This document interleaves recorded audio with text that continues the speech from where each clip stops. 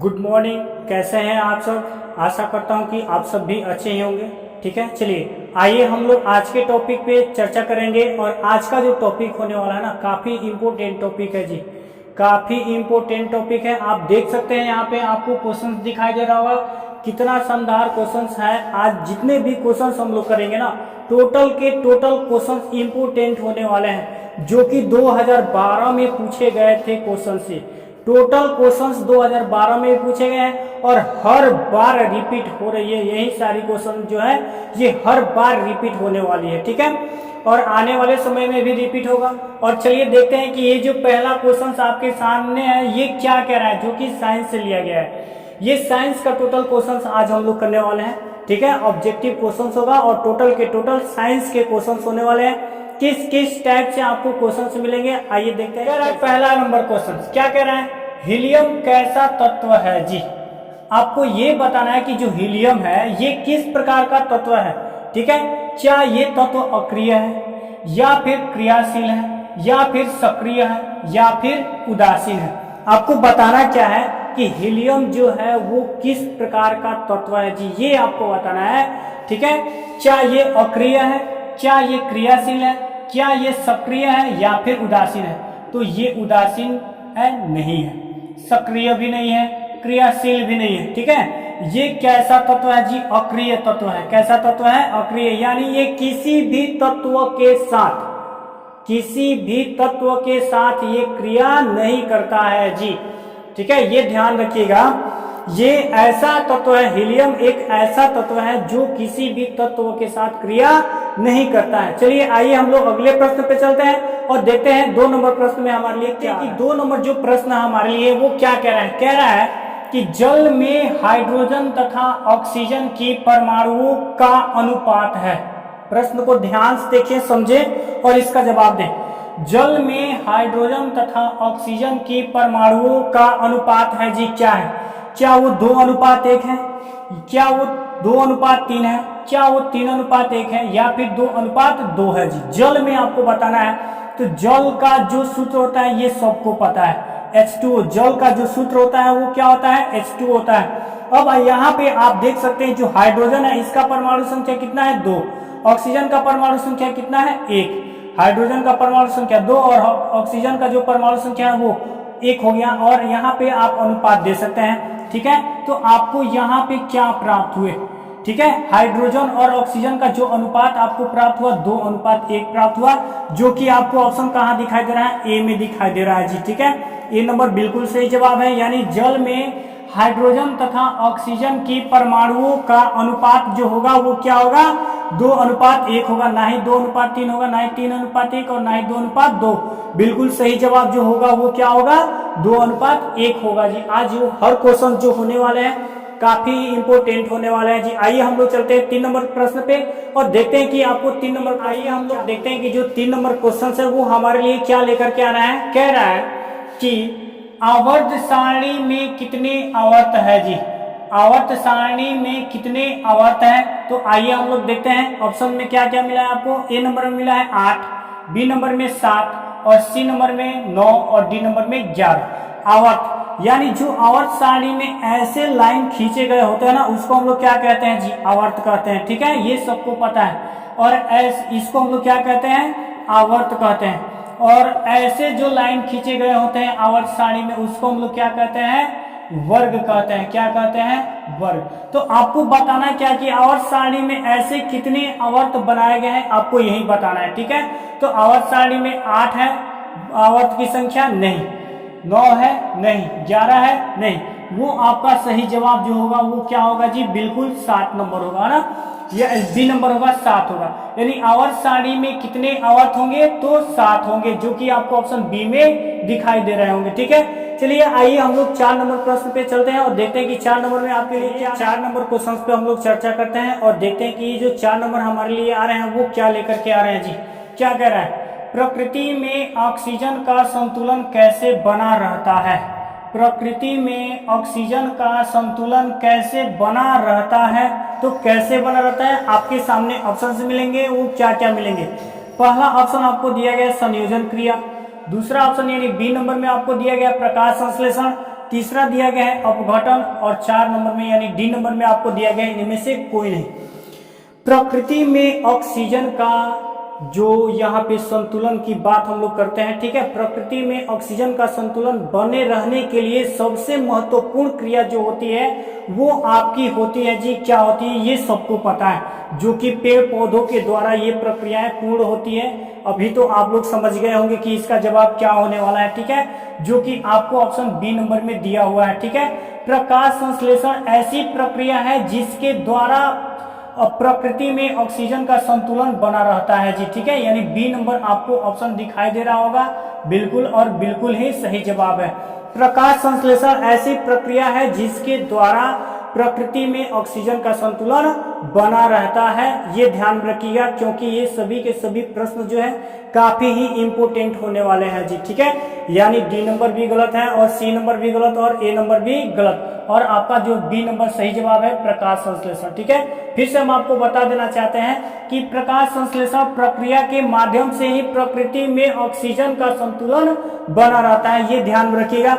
आइए हम लोग अगले प्रश्न की तरफ बढ़ते हैं और देखते हैं कि 5 नंबर जो हमारे लिए क्वेश्चन है वो क्या कह रहा है। 5 नंबर जो हमारे लिए क्वेश्चन आया है काफी इंपोर्टेंट है, आइए देखते हैं और इसके बारे में चर्चा करते हैं, ठीक है। कह रहा है कि मानव हृदय में कितने कोष्ठ होते हैं जी।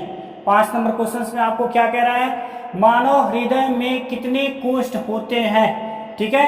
1 होते हैं, 2 होते हैं, 8 होते हैं या फिर 4 होते हैं, ठीक है। तो मानव हृदय में कोष्ठों की संख्या आपको हम एक बात बता देना चाहते हैं कि कोष्ठ यदि पूछ दे तब या विस्म पूछ दे तब, ये दोनों एक ही होते हैं जी, ठीक है।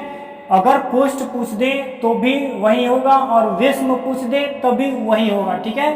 तो मानव हृदय में कितने कोष्ठ होते हैं या कितने विस्म होते हैं, तो हम आपको बता देना चाहते हैं कि मानव हृदय में जो कोष्ठ या विस्म की संख्या होती है वो कितना होती है, बिल्कुल 4 होती है, जो कि आपको ऑप्शन डी में दिखाई दे रहा होगा। 1 नहीं होगा, 2 नहीं होगा, 8 नहीं होगा, बिल्कुल सही जवाब जो होगा हमारा वो क्या होगा, 4 होगा जी। मानव हृदय में कितने कोष्ठ होते हैं, तो 4 कोष्ठ होते हैं। चलिए आइए हम लोग अगले प्रश्न पे चलते हैं, यानी 6 नंबर प्रश्न। 6 नंबर प्रश्न के तरफ हम लोग बढ़ते हैं और देखते हैं कि जो 6 नंबर हमारे लिए प्रश्न है वो क्या कह रहा है। कह रहा है कि मानव हृदय का औसत प्रकुंचन दाब, क्या बताना है आपको, औसत प्रकुंचन दाब आपको बताना है जी, ठीक है। मानव हृदय का औसत प्रकुंचन दाब जो है वो लगभग कितने के बराबर होता है, क्या वो 120 mmHg के होता है या फिर 150 mmHg के होता है या फिर 90 mmHg का होता है या फिर इनमें से कोई नहीं होता है। क्या आपसे पूछा गया है, मानव हृदय का औसत प्रकुंचन दाब आपसे पूछा गया है। मानव हृदय का औसत प्रकुंचन दाब जो है वो क्या होगा, 120 mmHg, 150 mmHg, 90 mmHg या इनमें से कोई नहीं। और इसका जो सही और सटीक जो आंसर होगा वो क्या होगा, आपको ए नंबर मिलेगा, ठीक है। यानी 120 mmHg होगा जी, है ना। यानी मानव हृदय का औसत प्रकुंचन दाब जो होता है वो कितना होता है, 120 mmHg होता है, ये ध्यान रखिएगा। ऐसा मिस्टेक आप लोग न करें कि एग्जाम हॉल में आप लोग को किसी भी प्रकार की परेशानियों का सामना करना पड़े, ठीक है। और ध्यान में रखना है कि हाँ ये सारी की सारी बातें आप लोग याद में रखें, है ना। चलिए आइए हम लोग 7 नंबर प्रश्न पे चलते हैं। देखते हैं 7 नंबर प्रश्न में आपसे क्या पूछा गया, पौधों में वाष्पोत्सर्जन किस भाग में होता है जी। पौधों में वाष्पोत्सर्जन किस भाग में होता है ये आपको बताना है।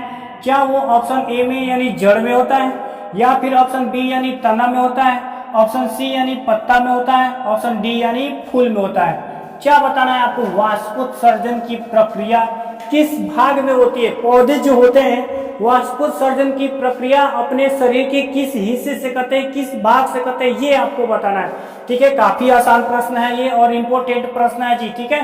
काफी ही आसान और इम्पोर्टेंट प्रश्न होता हुआ ये आप लोगों के लिए। पौधों में वाष्पोत्सर्जन किस भाग में होता है, तो इसका जवाब जो होने वाला है जी वो क्या होने वाला है, पत्तों में होता है ना।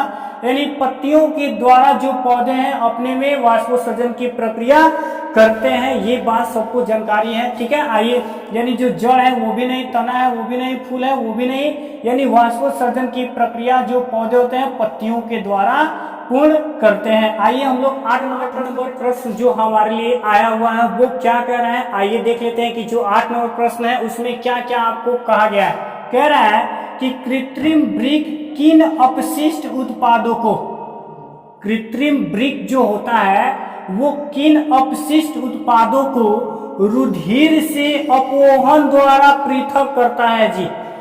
कृत्रिम वृक्क किन अपशिष्ट उत्पादों को रुधिर से यानी रक्त से अपोहन द्वारा क्या करता है, उसको अलग करता है।